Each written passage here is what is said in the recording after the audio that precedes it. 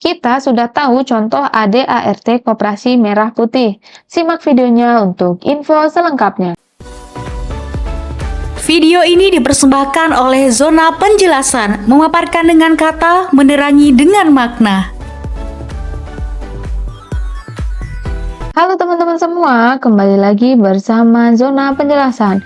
Pada video kali ini saya akan berbagi mengenai contoh ADART Koperasi Merah Putih. Nah, dalam mendirikan koperasi, selain akte pendirian, ada satu dokumen penting yang menjadi pedoman operasional, yaitu Anggaran Dasar dan Anggaran Rumah Tangga atau ADART.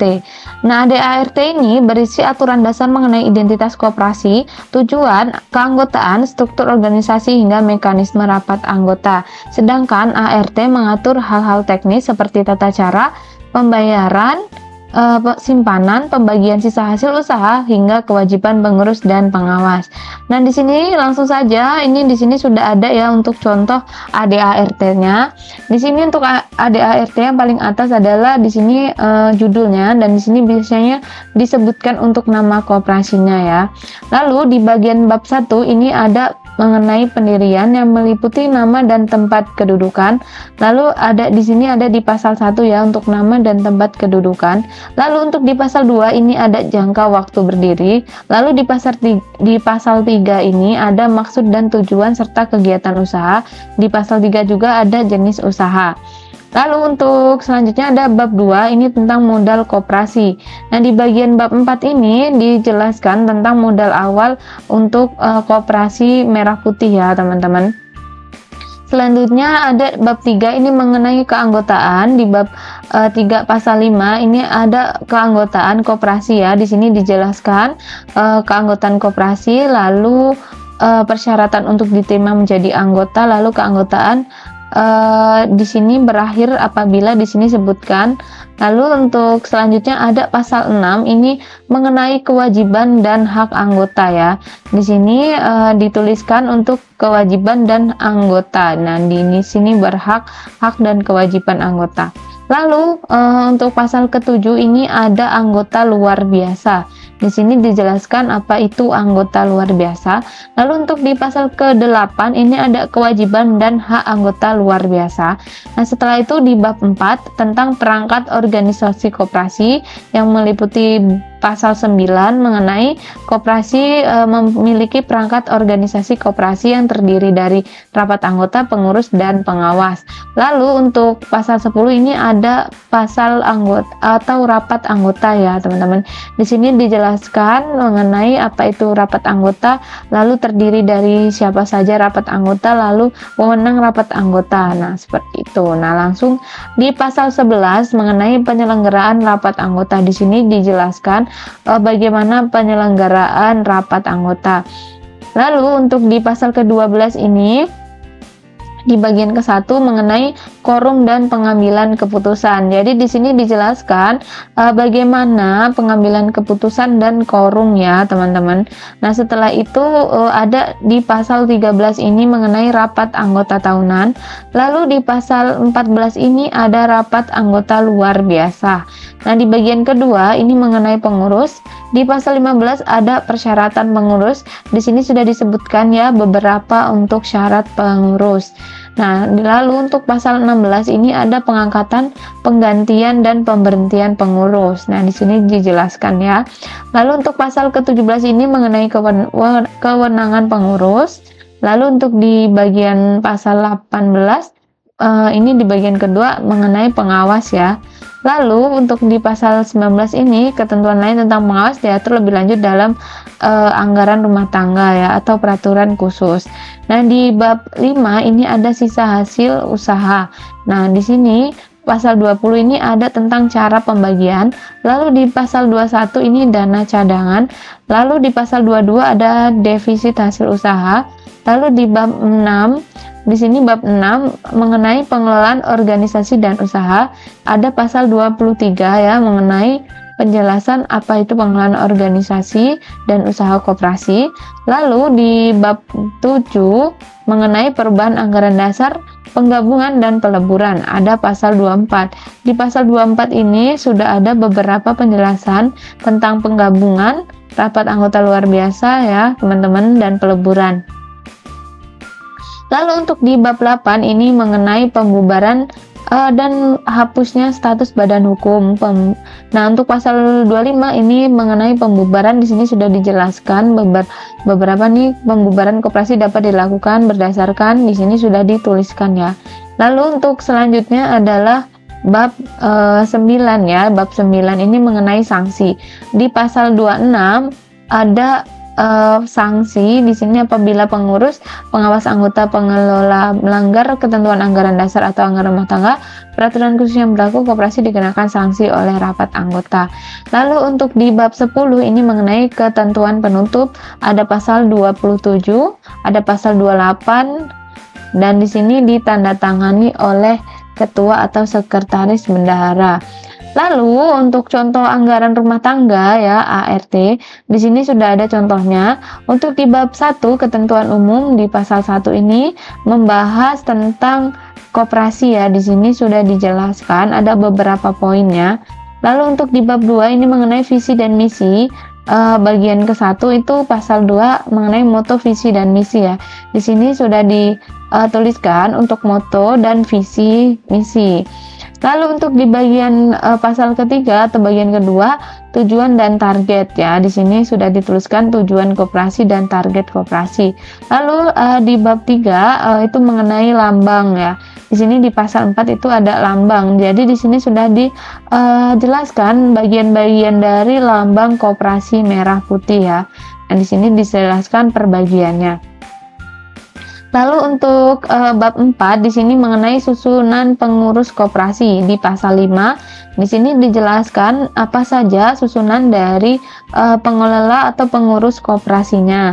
Lalu di sini juga ada bagannya ya, bagan pengurusnya ada rapat anggota, ketua, badan pengawas, wakil ketua dan sebagainya. Lalu untuk di pasal ke-6 ini penjelasan dari bagan ini ya teman-teman. Lalu untuk di bab 5 ini mengenai penyelenggaraan rapat anggota koperasi. Nah, ini bagi pasal ke-7 ada kedudukan rapat anggota. Nah, di sini sudah dijelaskan ada beberapa poin ya. Nah, di sini untuk pasal ke-9 itu mengenai wewenang rapat anggota. Lalu di pasal 9 ini pasal 8 ya, teman-teman. Nah, untuk di pasal 9 bagian ketiga jenis rapat anggota, di sini jelaskan apa saja jenis rapat anggota. Nah, di sini untuk pasal ke-10 ini juga masih membahas tentang rapat anggota ya. Lalu selanjutnya pasal 11 juga membahas tentang rapat anggota luar biasa. Lalu untuk di pasal 12 persyaratan rapat anggota ini sudah disebutkan ada beberapa persyaratan untuk menyelenggarakan atau melaksanakan rapat anggota. Lalu untuk pasal ke-13 di bagian kelima ini mengenai quorum. Di sini dijelaskan untuk quorum itu dihadiri seberapa ya. Di sini sudah disebutkan setengah plus 1 dari jumlah anggota yang tercatat dalam daftar anggota.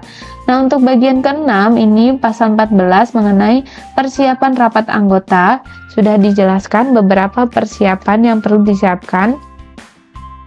Lalu untuk pasal ke-15 ada rapat anggota kelompok. Di pasal 16 juga masih membahas rapat anggota kelompok. Lalu untuk di pasal 17 rapat anggota tertulis ya, di sini sudah dijelaskan ada beberapa bagian. Lalu di sini untuk pasal ke-18 rapat anggota melalui media elektronik.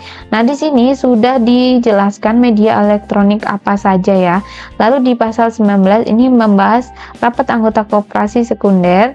Lalu di bagian ke-10 pasal 20 keputusan dan pelaporan. Di sini sudah dijelaskan beberapa cara pengambilan keputusan ya, hak suara ya, seperti itu. Langsung di pasal 21 ini mengenai pembinaan dan pengawasan. Nah, di bab 6 ini adalah tata cara pemilihan, pengangkatan, pemerintahan dan sumpah jabatan pengurus, pengawas dan pengelola. Nah, di sini di pasal 22 ada pemilihan dan pengangkatan petugas. Lalu di pasal 23 ada pemilihan dan pengangkatan pengawas. Lalu di pasal 24 ada pemerintahan pengurus dan pengawas. Lalu di pasal 25 ini ada sumpah jabatan pengurus dan pengawas. Lalu di bagian pasal 26 pemilihan, pengangkatan dan pemerintahan pengelola. Lalu selanjutnya ada pasal 27 mengenai masa bakti kepengurusan. Lalu di pasal 28 ada pergantian antara waktu. Lalu untuk bab 7 ini mengenai tugas, kewajiban, hak, dan wewenang pengurus, pengawas, dan pengelola. Untuk pasal ke-29 ini mengenai tugas dan kewajiban pengurus. Lalu di pasal 30 ada tugas dan tanggung jawab ketua koperasi. Di pasal 31 ada tugas dan tanggung jawab wakil ketua bidang keanggotaan. Lalu di pasal 32 ada tugas dan tanggung jawab wakil ketua bidang usaha. Lalu di pasal 33 ada tugas dan tanggung jawab sekretaris atau bagian administrasi. Lalu di pasal 34 ada tugas dan tanggung jawab bendahara koperasi atau bagian keuangan. Lalu untuk tugas dan kewajiban pengawas itu ada di pasal 35. Di sini sudah disebutkan ya. Lalu untuk pasal ke-26 ini mengenai tugas dan kewajiban pengelola. Di pasal 37 ada tugas umum dan kewajiban pegawai atau karyawan. Lalu di pasal 38 ada hak dan wewenang. Nah, setelah itu di bagian pasal 39 mengenai sistem besaran gaji pengurus, pengawas, dan pengelola. Di sini sudah dijelaskan untuk gajinya. Lalu untuk bab 8 itu mengenai sumber permodalan. Pada pasal 40 di sini dijelaskan permodalan koperasi ya. Di sini bisa kita lihat. Lalu untuk di pasal 21 ini mengenai analisis sumber dan penggunaan dana dapat membantu koperasi. Nah, di sini sudah dijelaskan jenis modal, sumber modal, tahun penerimaan, dan nilai modal. Nah, untuk itu di pasal 42 ini mengenai peran modal koperasi. Lalu untuk ke bab 9 di sini mengenai keanggotaan. Di pasal 43 dijelaskan mengenai anggota atau pemanfaatan aktif ya. Lalu di pasal 44 ini adalah kewajiban anggota ya, dijelaskan di sini. Lalu untuk pasal 45 ini dijelaskan hak anggota, hak setiap anggota. Lalu di pasal ke-46 ini mengenai keanggotaan koperasi. Lalu di bab 10 ini di pasal 47 mengenai pengembangan usaha. Lalu di pasal 45 ini mengenai unit usaha baru di koperasi ya. Lalu untuk di bab 11 ini mengenai pengembangan organisasi atau di pasal 49. Nah, untuk di pasal 50 ini mengenai pengembangan oleh pengurus dan pengelola koperasi. Lalu untuk di bab 12 mekanisme pengelolaan usaha pasal 51 ya. Di sini sudah dijelaskan. Lalu di pasal 52 mengenai penyusunan job deskripsi. Lalu untuk pasal 53 mengenai perencanaan usaha atau bisnis. Lalu di bab 13 tentang mekanisme kerjasama pada pasal 54 di sini sudah dijelaskan juga. Lalu untuk bab 14 pembagian sisa hasil usaha pada pasal 55 mengenai keuntungan usaha koperasi.